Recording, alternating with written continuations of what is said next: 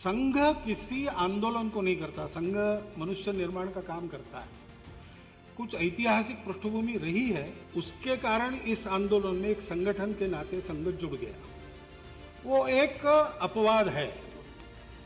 अब आगे हम अपने मनुष्य निर्माण के काम में लग जाएंगे तो ये आंदोलन के विषय हमारे विषय नहीं रहते। एकमात्र आंदोलन राम मंदिर था जिसमें हम जुड़े इसलिए उसको आखिर तक ले गए। अब बाकी आंदोलनों में संघ जाएगा नहीं, लेकिन संघ के स्वयंसेवक जा सकते हैं।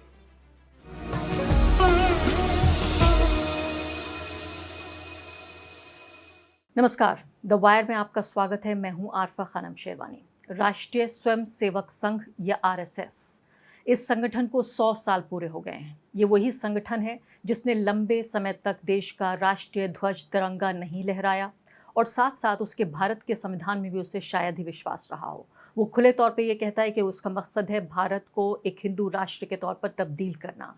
इसी मौके पर आरएसएस के अध्यक्ष मोहन भागवत बोल रहे थे और उन्होंने कई इस तरह की बातें कही हैं जिससे ये पता चलता है कि आरएसएस जो कि एक तरह से एक सांस्कृतिक विंग है बीजेपी का, या बीजेपी जो है वो एक पॉलिटिकल विंग है आरएसएस की। ये सब एक ही भगवा परिवार हैं, इनके बहुत सारे संगठन हैं, सब अफिलिएटेड हैं आरएसएस से अलग अलग तरीके से, एक ही आइडियोलॉजी से। बहुत सारे जो संगठन चलते हैं, चाहे वो वीएचपी हो, बजरंग दल हो या और भी अन्य संगठन हैं। तो ये सीधे तौर पर पता चलता है कि देश की दशा और दिशा क्या होगी।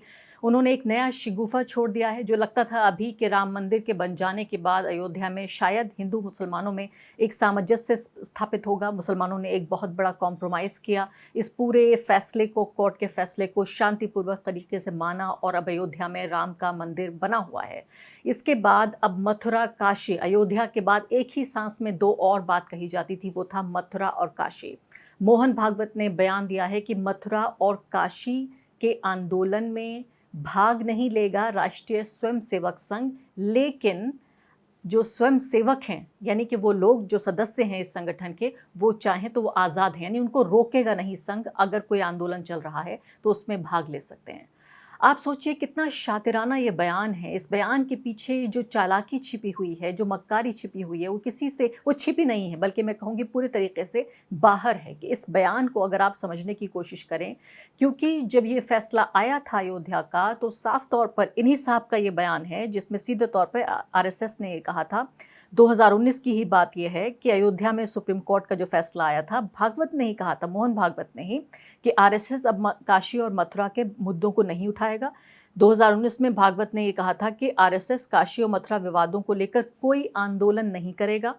उन्होंने कहा था कि संघ चरित्र निर्माण की दिशा में काम करते हैं, जो संघ के लोग हैं, और अतीत में परिस्थितियां अलग थीं जिसकी वजह से उन्होंने अयोध्या के लिए आंदोलन में वो लोग शामिल हुए थे। अब सबसे पहले आइए ये बयान सुन लेते हैं कि वो क्या कह रहे हैं, फिर चर्चा करेंगे। संघ किसी आंदोलन को नहीं करता, संघ मनुष्य निर्माण का काम करता है। कुछ ऐतिहासिक पृष्ठभूमि रही है। जैसा मैंने कहा कि मेरे अखिल भारतीय अधिकारी बनने के पहले, उसके कारण इस आंदोलन में एक संगठन के नाते संघ जुड़ गया। वो एक अपवाद है। अब आगे हम अपने मनुष्य निर्माण के काम में लग जाएंगे तो ये आंदोलन के विषय हमारे विषय नहीं रहते। तो आप अच्छी तरह इस बात को समझते हैं कि वो कह रहे हैं कि पहले परिस्थितियां अलग थीं। 2019 में इस बयान को दिया गया, 2025 यानी अभी तो सोचिए, याददाश्त भी बिल्कुल ताज़ा है। राम मंदिर की भी, बाबरी मस्जिद टूटने की भी जो याददाश्त है वो पूरी तरीके से ताज़ा है उनके मन में।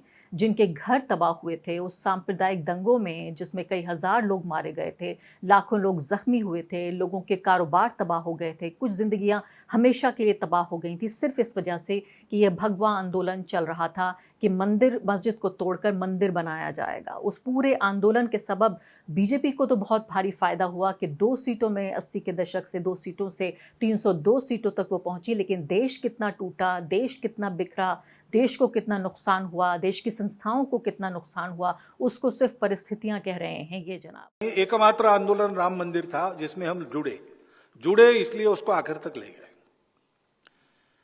अब बाकी आंदोलनों में संघ जाएगा नहीं, लेकिन हिंदू मानस में काशी, मथुरा, अयोध्या तीनों का महत्व है। 2 जन्मभूमि है, एक निवास स्थान है। तो हिंदू समाज इसका आग्रह करेगा और संस्कृति और समाज के हिसाब से संघ इस आंदोलन में नहीं जाएगा, लेकिन संघ के स्वयंसेवक जा सकते हैं, वो हिंदू है। लेकिन इन तीन को छोड़कर मैंने कहा है, हर जगह मंदिर मत ढूंढो, हर जगह शिवलिंग मत ढूंढो।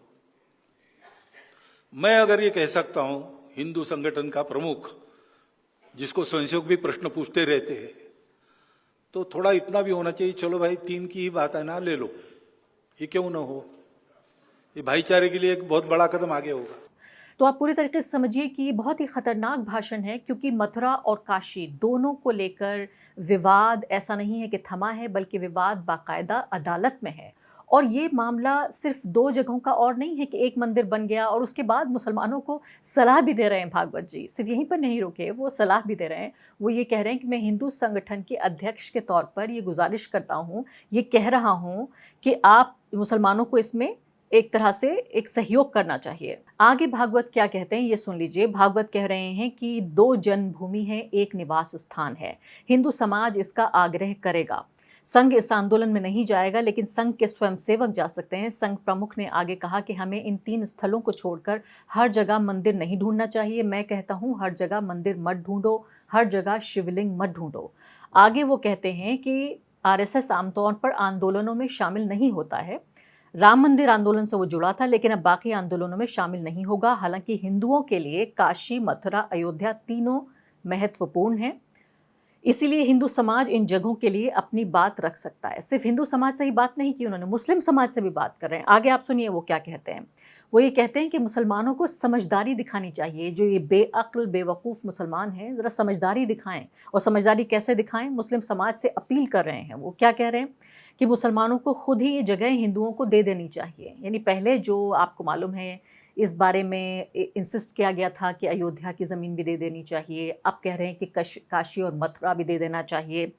अगर एक हिंदू संगठन होने का प्रमुख होने के नाते मैं ये कह रहा हूँ, तो दूसरी तरफ से भी थोड़ी समझदारी दिखानी चाहिए। सिर्फ 3 जगहों की बात है, उन्हें दे देना चाहिए। सिर्फ 3 जगहों की बात है, ज़्यादा की बात नहीं। उसके बाद हिंदू समाज खामोश हो जाएगा, क्योंकि उन्होंने 100 करोड़ लोगों का ठेका लिया हुआ है। सबकी तरफ से बोलते हैं ये लोग, और इससे भाईचारा बढ़ेगा। इतना होना भी चाहिए कि चलो भाई 3 की बात है, कर लो, भाईचारे के लिए एक बहुत बड़ा कदम है। यही बात तो कही गई थी जब बात ये हुई थी, जब अदालत ने फैसला दिया था कि अयोध्या की सिर्फ बात है, ये भारत की संस्कृति सभ्यता, एक जो 100 करोड़ लोग हैं उनकी आस्था की बात है। हालांकि पूरी तरीके से ये भी समझना पड़ेगा कि हिंदुओं का मंदिर और आरएसएस का मंदिर, इन दोनों में ज़मीन और आसमान का फ़र्क है। लेकिन जिस तरह से एक मंदिर को पेश किया गया, उसे बार बार ये कहा गया कि ये 100 करोड़ लोगों की आस्था का विषय है। मुझे याद आ रहा है कि खुद जो भारत के जिन लोगों ने ये फैसला दिया, उन जजों में शामिल चंद्रचूड़, जस्टिस चंद्रचूड़, उन्होंने भी कहा कि आस्था, उन्हें भगवान से ये मैसेज आया था और उसके बाद उन्होंने ये फैसला दिया। मुसलमानों ने इसको कबूल किया। एक तरह से उन्होंने ये समझा कि ये शांति के तौर पर इसे कबूल कर रहे हैं कि चलिए एक मस्जिद चली गई, उन्होंने कुर्बान कर दी, अब कम से कम उन्हें शांति मिल जाए। लेकिन अब मथुरा काशी का मुद्दा उबलने की तैयारी कर रहा है इस बयान के बाद, क्योंकि कह रहे हैं हम आंदोलन में शामिल नहीं होंगे, लेकिन स्वयंसेवक आज़ाद हैं। आज मैं आपको ये बता रही हूँ कि उत्तर प्रदेश, उत्तराखंड, इसके अलावा मध्य प्रदेश, यानी इसको जो पूरा हिंदी बेल्ट जिसको हम कहते हैं, इसमें साफ तौर पर अलग अलग छोटी जगहों, बड़े जगहों, गली मोहल्लों में, ये समझिए आपकी इस तरह की अपीलें अदालत में भी डाली जा रही हैं। हमारे सामने संभल का केस है, अभी हमारे सामने उत्तर प्रदेश में एक और केस आया जहां कि मस्जिद नहीं बल्कि मज़ारों पर भी कब्ज़े जमाने की बात हो रही है। तो सीधे तौर पर 2019 में जो भारत के मुस्लिम समुदाय ने ये सोचा था कि देश की सबसे बड़ी अदालत ने ये फैसला किया है, इस फैसले में इंसाफ हो या ना हो, उसे खुले दिल से उन्होंने कबूल किया। आप जानते हैं इसको लेकर कोई विरोध प्रदर्शन नहीं हुआ, कोई प्रोटेस्ट मार्च नहीं हुआ। अदालत के फैसले को कबूल किया गया ये समझ के कि सबसे बड़ी अदालत ने ये फैसला दिया है। भारत का मुसलमान संविधान में, कानून में विश्वास रखता है, लेकिन उसके बावजूद भी आप ये देखिए लगातार 6 सालों से हम देख रहे हैं कि मस्जिदों पर और साथ साथ मज़ारों पर दावे ठोके जा रहे हैं। और इस बयान के बाद ऐसा लगता है कि अब पूरे तरीके से इसको नए सिरे से देखे जाने की ज़रूरत है। अब यहाँ पर ही नहीं रुके हैं मोहन भागवत। यहाँ आप ये सोचिए कि अभी पिछले दिनों चर्चा हो रही थी कि मोहन भागवत ये कहने की कोशिश कर रहे हैं, कोई किसी तरह की कोई मैसेजिंग हो रही है कि 75 साल के नरेंद्र मोदी होने जा रहे हैं अगले महीने, कि उनके रिटायरमेंट की बात हो रही है। उन्होंने कहा कि 75 साल में रिटायर हो जाना चाहिए। अब वो कह रहे हैं, हंस के कह रहे हैं कि मैंने अपने लिए भी नहीं कहा और किसी और के लिए भी नहीं कहा। आइए बयान सुन लेते हैं। I know that when this shawl is given, it means that now your age is over. You please sit in a chair calmly and see what happens. ऐसा वो विटिसिज्म है उनका. उनके चरित्र का his biography was inaugurated in Nagpur in English, and I was speaking there. I cited how witty he was. 3 or 4 incidences I told there. And Nagpur people have also seen him very closely, so they were enjoying it. I never said that I will retire or someone should retire. तो भागवत यानी खुद भी 75 साल के हो गए वो, और नरेंद्र मोदी भी 75 साल के होने वाले हैं, तो सीधे तौर पे ये कह रहे हैं कि ना तो वो भागवत रिटायर हो रहे हैं, ना नरेंद्र मोदी को रिटायर होना चाहिए. ये जो रिश्ता है भाजपा और साथ साथ आरएसएस का, ये बहुत ही कॉम्प्लिकेटेड रिश्ता भी है और बहुत आसान भी है समझना कि बहुत ज़्यादा इनके बीच दूरी नहीं है. और अक्सर इस मामले में जब चर्चा होती है तो मुझे हंसी आती है कि बहुत ही चालाकी के साथ किस तरह से ये बताने की कोशिश होती है कि ये अलग अलग संगठन है. ये एक परिवार का हिस्सा ज़रूर हैं, लेकिन पूरी तरीके से आज़ाद है आरएसएस से भाजपा. लेकिन आप इन बयानों को आप सुन रहे हैं, आपको पूरी तरीके से अंदाज़ा होगा. अगला जो बयान आपको सुनाना चाहती हूँ, इसी 100 साल के कार्यक्रम पे मैं जो बात उन्होंने कही वो है बच्चे पैदा करने को लेकर. वो कह रहे हैं कि लोगों को 3 बच्चे पैदा करने चाहिए. दुनिया में सब शास्त्र कहते हैं, विज्ञान, कि जन्म दर 3 से कम जिनका होता है वो धीरे धीरे लुप्त हो जाते हैं. तो 3 से ऊपर मेंटेन करना चाहिए. सब देशों में ऐसा होता है, सब समाज ऐसा करते हैं. दूसरा, डॉक्टर लोग मुझे बताते हैं कि 3 संतान होने से बहुत देर नहीं करना विवाह में, और 3 संतान होना, इससे माता पिता का, संतानों का, तीनों का स्वास्थ्य अच्छा रहता है. और जिस घर में 3 संतान है उस घर की वो संतान आपस में ईगो मैनेजमेंट सीख लेती है, इसलिए आगे चल के उनके फैमिली लाइफ में कोई डिस्टर्बेंस नहीं होता. आप ये सोचिए कि अपने आप में कितना महिला विरोधी ये बयान है कि किसी महिला से नहीं पूछा जा रहा है कि वो कितने बच्चे पैदा करना चाहती है.